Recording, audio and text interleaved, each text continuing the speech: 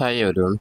மணி Vijay education அகாடமிலேருந்து இன்றைக்கி நேற்று வந்து ஃபேஸ் 3க்கான அனௌன்ஸ்மெண்ட் வந்து கொடுத்துருந்தாங்க. இந்த ஃபேஸ் 3 எக்ஸாமில் வந்து எந்த மாதிரி நடக்க போகுது, என்ன டீட்டெயிலாக இந்த டிஸ்ட்ரிபியூஷன் ஆஃப் வேகன்சிஸ் லிஸ்ட்டு இதெல்லாம் நிறைய பேர் கேட்டிருந்தீங்க. ஸோ அது சம்மந்தமாக தான் பேசலாம். ஃபேஸ் 3 கவுன்சிலிங் வந்து 14/8/2024 நடக்க போகுது. ஓகேங்களா, இங்கே வந்து ஃபிசிக்கல் சர்டிஃபிகேட் வெரிஃபிகேஷன் கவுன்சிலிங் தான். இந்த லிஸ்ட் 1 லிஸ்ட் 2 கேண்டிடேட் வந்து தான் கூப்பிட்ருக்காங்க. ஓகேங்களா, அதை பற்றி டீட்டெயில் தான். அந்த நோட்டிஃபிகேஷனில் என்னென்ன இம்பார்ட்டன்ட், அதாவது அவங்க கொடுத்த ப்ரெஸ் ரிலீஸ்லேயே அந்த லிஸ்ட் ஆஃப் வேகன்சிஸ்லாம் வந்து பார்த்தோன்னா என்னென்ன இருக்குது அப்படிங்கிறத மட்டும் தான் வந்து இதில் நம்ம பார்க்க போகிறோம். ஃபிசிக்கல் சர்டிஃபிகேட் வெரிஃபிகேஷன் கவுன்சிலிங் வந்து பார்த்தோன்னா 14ஆம் தேதி நடக்க போகுது. இதில் லிஸ்ட் 1ல் வந்து சர்டைன் நம்பர்ஸ் வந்து பார்த்தோன்னா கூப்பிட்ருக்காங்க.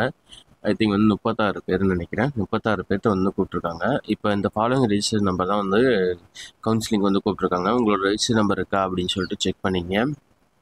செக் பண்ணிட்டு 14 இருந்ததுன்னா நீங்கள் 14ஆம் தேதி வந்து நீங்கள் அங்கே அட்டன் பண்ணுற மாதிரி இருக்கும். ஓகேங்களா, நெக்ஸ்ட் வந்து லிஸ்ட்டு 2லேருந்து 2 பேர்த்த மட்டும் கூப்பிட்ருக்காங்க. ஓகேங்களா, இந்த ரெண்டு பேருமே வந்து எந்த இதுக்காக கூப்பிட்ருக்காங்க அப்படின்னு சொல்லி இருக்கும். இதில் வந்து மொத்தமாக வந்து 36 பேர் கூப்பிட்ருக்காங்கன்னா 18 வேகன்சிக்காக மட்டும்தான் கூப்பிட்ருக்காங்க. ஓகேங்களா, ஸோ 18 வேகன்சிஸில் எந்த மாதிரி ஃபில் பண்ண போகிறாங்க அப்படிங்கிறது தான் வந்து இப்போ இதுவாக இருக்குது. ஏன்னா நம்ம வேகன்சிஸ் டிஸ்ட்ரிபியூஷன் லிஸ்ட்டு வந்து பின்னாடி பார்க்குறப்போ உங்களுக்கு தெரியும். இவ்வளோ வேகன்சி அவைலபிலிட்டி இருக்கிறப்போ ஏன் 18 பேர் மட்டும் கூப்பிட்ருக்காங்க அப்படிங்கிறதுல தான் இருக்குது. ஓகேங்களா, மித்த வேகன்சி எல்லாம் கேரி ஃபார்வர்டாக இருக்கலாம். அதுக்கான ரீசன் நான் பின்னாடி சொல்கிறேன். ஸோ எப்படி கூப்பிட்ருக்காங்கன்னா 1:2 பேஸில் அந்த mark obtained by the candidate அப்படிங்களா 1:2 தான் வந்து கூப்பிட்ருக்காங்க. லிஸ்ட் 1 எலிஜிபிள் கேண்டிடேட் வந்து எல்லா போஸ்ட்டுக்கும் எலிஜிபிள்.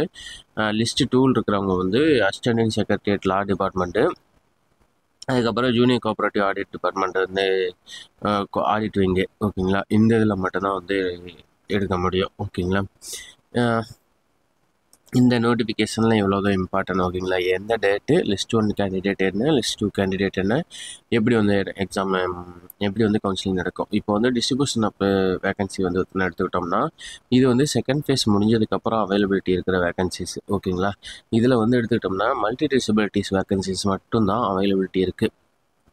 இந்த மல்டி டிசபிலிட்டிஸ் வேகன்சிஸை அடுத்து இருக்கிற டிசேபிள்டு கேண்டிடேட்டுக்கு வந்து சேஞ்ச் பண்ணுறதுக்கான வாய்ப்புகள் அதிகம். ஸோ ஓகேங்களா, அதுக்கேற்ற மாதிரி அப்போ அடுத்து இருக்கிற டிசேபிள்டு கேண்டிடேட் சேஞ்ச் பண்ணுறப்போ உங்களுக்கு வந்து எவ்வளோ சீட் அவைலபிலிட்டி இருக்குது அப்படிங்கிறத பொறுத்து தான் வந்து பார்த்தோன்னா நம்மளுக்கு வந்து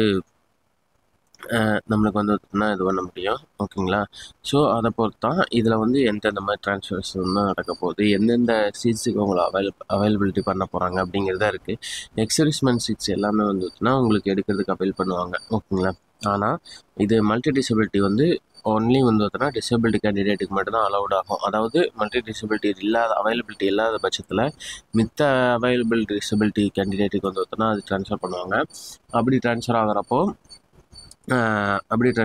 டிசேபிள்டு கேண்டிடேட்டுக்கு மட்டும்தான் போகும். ஆனால் எக்ஸர்விஸ்மெண்ட் வேகன்சிஸ் வந்து ஜென்ரல் இருக்கிறவங்க எடுக்க முடியும். இப்போ எக்ஸர்விஸ்மெண்ட் பிஎஸ்டிஎம்னா அது வந்து பார்த்திங்கன்னா ஜென்ரல் பிஎஸ்டிஎம் கேண்டிடேட் எடுக்க முடியும். ஓகேங்களா, இந்த மாதிரி தான் வந்து சேஞ்சஸ் நடக்கும். ஸோ இன்னும் அவைலபிலிட்டி வேகன்சிஸ் எடுத்துக்கிட்டோம்னா 52 வேகன்சிஸ் இருக்குது. நெக்ஸ்ட் இதில் assistant section officer law and assistant இதில் வந்து பார்த்தோன்னா ஒரே ஒரு வேகன்சிஸ் இருக்குது. எம்பிசி டிசி ஜென்ரல் பிஎஸ்டிஎம்மு இதுக்கு தான் வந்து பார்த்தோன்னா அதில் சொல்லியிருக்காங்க லிஸ்ட் 2 கேண்டிடேட் அவைலபிள் ஃபார் இதுக்கு அசிஸ்டன்ட் இன் செக்ரட்டரியேட்டுக்கு லா டிபார்ட்மெண்ட்டில் என்ன அப்படின்னு சொல்லிட்டு வந்து தான் கொடுத்துருக்காங்க.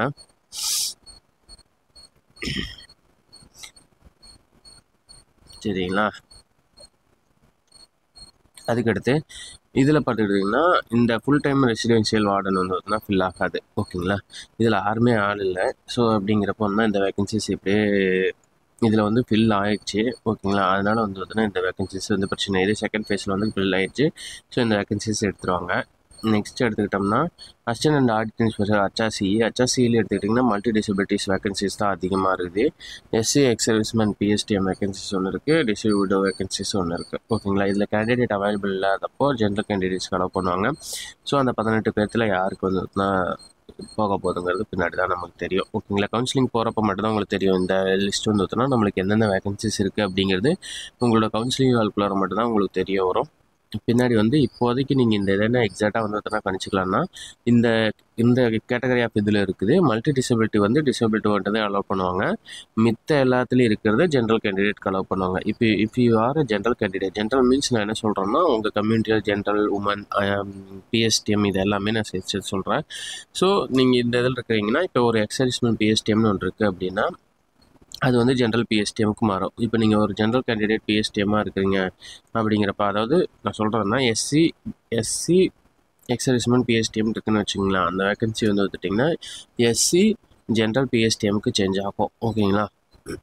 ஸோ நம்ம வந்து எஸ்சி ஜென்ரல் பிஎஸ்டிஎம்மாக இருந்து நம்மளை கூப்பிட்ருக்காங்க அப்படிங்கிற பட்சத்தில் ஓகே நம்ம அந்த வேகன்சிக்கு எலிஜிபிள். இப்படி தான் இந்த டிஸ்ட்ரிபியூஷன் வேகன்சி நீங்கள் பார்த்து நீங்கள் ஃபில்டர் அவுட் பண்ணணும்.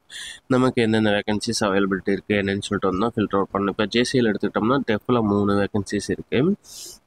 ஜென்ரல் டெஃப்பில் வந்து பிசிஎம் டெஃப்பில் வந்து ஒரு வேகன்சிஸ், எஸ்சிஏல வந்து ஒரு வேகன்சிஸ் வந்து இருக்குது. எஸ்சிஏ டெஃப் இதுலேயும் வந்து டிசபிள்டு தான்.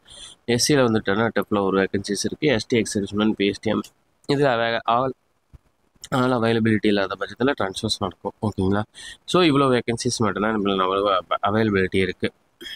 நெக்ஸ்ட் வந்து அசிஸ்டன்ட் இன் ஃபினான்ஸ் டிபார்ட்மெண்ட்லேயும் வந்து எடுத்துக்கிட்டோம்னா ஜென்ரல் மல்டி டிசபிலிட்டி மட்டும்தான் இருக்குது. மித்த எல்லாமே வந்து தான் ஃபில்லட் ஆயிடுச்சு. ஓகேங்களா? ஸோ இப்போ லாஸ்ட் phase 2 முடிஞ்சதுக்கப்புறம் இருக்கிற டிஸ்ட்ரிபியூஷன் வேகன்சி லிஸ்ட் இதுதான். இது நீங்கள் வந்து அவங்களோட டிஎன்பிஎஸ்சியோட கவுன்சிலிங் செக்ஷன் வெப்சைட்டில் போயிட்டு குரூப் 2 கவுன்சிலிங்கில் ஒரு 4வது 5வது இடத்துல இருக்கும். அதில் போனீங்கன்னா இந்த டேட்டு 16/7/2024 டேட்டை நம்ம கிளிக் பண்ணிங்க அப்படின்னா அதில் வந்து வேகன்சி பொசிஷன் எவ்வளோ இருக்குது அப்படின்னு சொல்லிட்டு வந்து உங்களுக்கு காட்டிடும். ஓகேங்களா? எல்லாம் டிஸ்ட்ரிபியூஷன் ஆஃப் வேகன்சி எதுங்கிறதுனா இதுதான் டிஸ்ட்ரிபியூஷன் ஆஃப் வேகன்சியை தவிர நம்ம வந்து பார்த்தோம்னா புதுசாக வந்து டிஎன்பிஎஸ்சி டிஸ்ட்ரிபியூஷன் ஆஃப் வேகன்சி விடாது. இதில் இருக்கிறது தான் வந்து பார்த்தோன்னா உங்களுக்கு ட்ரான்ஸ்ஃபர் பண்ணி கொடுப்பாங்க. உங்கள் கவுன்சிலிங் ஹாலில் தான் உங்களுக்கு எந்தெந்த வேகன்சிஸ் அவைலபிலிட்டி இருக்குதுன்னு சொல்லியிருந்தால் உங்களுக்கு தெரியும். ஆனால் நான் என்னென்ன சொல்லியிருக்கேன் அப்படிங்கிறவங்க வந்து நீங்கள் செக் பண்ணிங்க. ஓகேங்களா? நான் உங்களுக்கு சொன்னேன் பார்த்தீங்கன்னா மல்டி டிசபிலிட்டி வந்து டிசபிலிட்டிக்கு போகும். எஸ்டிவி எக்ஸர்விஸ்மேனு இந்த வேகன்சிஸ் எல்லாம் ஜென்ரலுக்கு மாறும். டிஸ்ட்ரிபியூட்டிவ்லையுமே ஆட்கள் அவைலபிலிட்டினா உமன்ஸுக்கு சேஞ்ச் ஆகும். ஓகேங்களா? இந்த ப்ரொசீஜர் தானே தவிர மித்தபடி வந்து பார்த்தோன்னா இதில் எதுவும் சேஞ்சஸ் கிடையாது. ஆஸ் யூஷுவல் 14ஆம் தேதி தான் கவுன்சிலிங்கு. உங்களுக்கு கொடுத்த டேபிள் நம்பரு ப்ளஸ் டைமுக்கு வந்துருந்தா நீங்கள் வந்துடுங்க. ஓகேங்களா? உங்களுக்கு கவுன்சிலிங் வந்துடும். ஸோ இந்த இதில் வந்துட்டுனா டீட்டெயில்ஸ் இவ்வளோ தான். இதை பற்றி உங்களுக்கு மேலும் சந்தேகங்கள் இருந்தால் கமெண்ட் செக்ஷனில் சொல்லுங்கள். மறக்காமல் இந்த வீடியோ உங்கள் ஃப்ரெண்ட்ஸுக்கு ஷேர் பண்ணிடுங்க, சப்ஸ்கிரைப் பண்ணிடுங்க, லைக் பண்ணுங்கள். ஓகேங்களா? Thank you so much. நெக்ஸ்ட் வீடியோவில் பார்ப்போம்.